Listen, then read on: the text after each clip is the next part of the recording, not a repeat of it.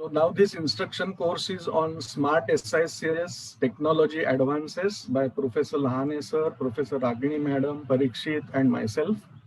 And my talk is on SICS with premium IOL.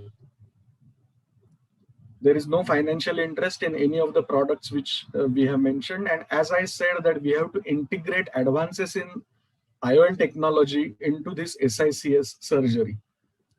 Implanting multifocal IOL is not only a science, but it's an art. It's an art which goes beyond evaluation of eyes of the patient. It takes into account patient's personality and specific requirements of patient's occupation. It also involves challenges in explaining intricacies of premium IOL technology to the patient. And ultimately, the next challenge is performing the perfect surgery, which we have already seen. Dr. Ragini has excellently explained how to perform a good SICS surgery. Before starting, we should consider certain points. What is the need for premium IOL? Whether it is a reduction of spectacle dependence or freedom from spectacle, that is spectacle independence. So we have to talk to the patient, we have to listen to the patient, and we have to understand his needs. And then we have multiple lenses which are available to choose from, right from multifocal, extended depth of vision, trifocals, and toric multifocals. Another point to consider before implanting premium lens is that preoperative astigmatism of the patient and surgically induced astigmatism. Plus, there are different factors which affect wound healing. So these factors we must consider before thinking of implanting a multifocal lens in SICS. If you want a happy patient post-operatively after putting a multifocal implant, the most important step is selection of patient for premium IOL. Patient should have a strong desire. If patient is a night driver, it is better to avoid such patients. A strict no to demanding patient who is very hyperactive, critical, cynical, type A personality, just avoid such patients. Patients with irregular astigmatism, with past history of refractive surgery, with past history of keratoplasty, with weakness of zonules or zonular dehiscence, it's better to avoid such patients for premium IOL.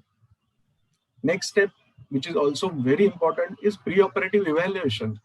Thorough clinical examination has to be performed to rule out corneal ectasia, zonular instability. We have to look for proper pupillary dilatation. Are there any other pupillary abnormalities? Whether there are any posterior synechia. We have to evaluate ocular surface and rule out dry eyes. In fact, dry eye is one of the most common cause of unsatisfied patient post-operatively. And if you have not evaluated such patient and if you perform an excellent surgery, still patient will be unhappy. So one has to evaluate ocular surface properly and rule out dry eye. Detailed examination of retina with ocular coherence tomography test is a must to avoid any surprises. Topography for assessment of corneal astigmatism is also a must. And the key factor in this is accurate biometry for accurate estimation of power of the lens. Because even if you perform excellent surgery, but if your biometry is not good, then it is of no use when you are implanting a premium implant. Next comes the surgical techniques. And I think 3 steps are very important when you are considering a premium IOL. That is capsulorhexis, tunnel construction, and nucleus management. Dr. Ragini has shown excellently about capsulorhexis. Few tips are capsulorhexis has to be of adequate size. It should not be very large or very small. It has to be properly centered on visual axis. And continuous curvilinear capsulorhexis should not extend to the periphery. You can perform capsulorhexis either through main port or through side port, whichever way you are convenient is convenient to you. And excellent capsulorhexis takes you at the further level. The next step is construction of tunnel. A proper construction of tunnel reduces astigmatism. So to create a groove, one has to keep blade perpendicularly. It has to be at 50% depth of the sclera. It can be either frown shaped, chevron shaped, or inverted bat wing shape. One has to respect scleral and corneal contours, especially at the periphery, so that you can tilt the blade when you are at the periphery. And it has to be performed in astigmatically neutral funnel. Surgically induced astigmatism is most important factor which one must consider if you're thinking of implanting premium implant in SICS. It is multifactorial in manual SICS as compared to phacosurgery, because phaco we are doing to 2.2 millimeter incision. But in SICS, the size of incision is slightly bigger. So the incision site is also important, whether it is superior or temporal. Size of incision, especially chord length, is very important as far as surgically induced astigmatism is concerned.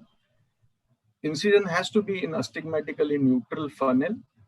And most importantly, surgeon should be consistent in achieving same good results. So one has to calculate his own surgically induced astigmatism before starting premium implants. Then and then only you will be able to give good results. The next thing is management of nucleus. A large nucleus in a hard cataract has to be delivered through a small incision in manual small incision cataract surgery, so that there is minimal induction of astigmatism.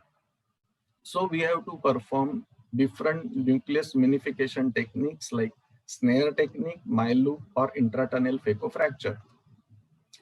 Snare technique was developed by our own Dr. Anil Shah from Nandurbar almost 25 years back.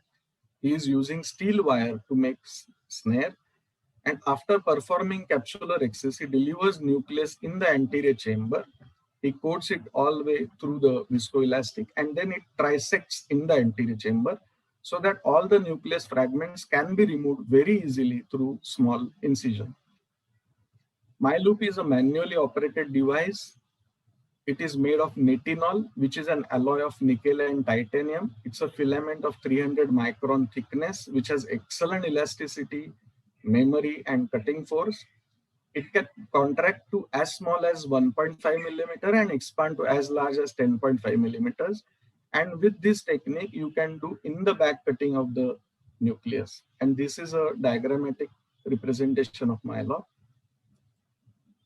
Dr. Sudhir Singh has advised intratunnel phaco-fracture, and he is a proponent of this technology in which you can cut the nucleus in the small tunnel and thereby reduce astigmatism.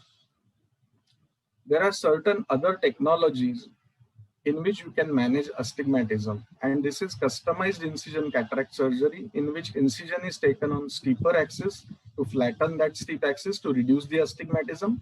But one has to be very sure about his own surgical skill and his own surgical induced astigmatism before jumping into this technology and taking premium implant in this surgery. And another is Smart SICS, which is software-based incision technology. To summarize, proper understanding of needs of the patient and selection of premium implant is very important. Preoperative counseling and sufficient chair time by the operating surgeon is of utmost importance, so that you understand the needs of the patients and you can deliver those needs. Proper analysis of surgically induced astigmatism before venturing into premium implants in manual SICS is a must. It's very important. You have to choose premium implant wisely depending on patient's current refractive error, his needs and his demands. If you find that patient is not a suitable candidate for premium IOL due to his ocular condition, due to his demanding nature, or due to limitations of current technology, it is better to refuse such patient from premium implant. And always you under-promise and over-perform. And that will give you a happy patient, a happy surgeon, and a successful integration of an advanced technology into your SICS surgical practice. Thank you once again to the organizers and to Professor Lahane sir and Professor Ragini madam for this opportunity. Thank you.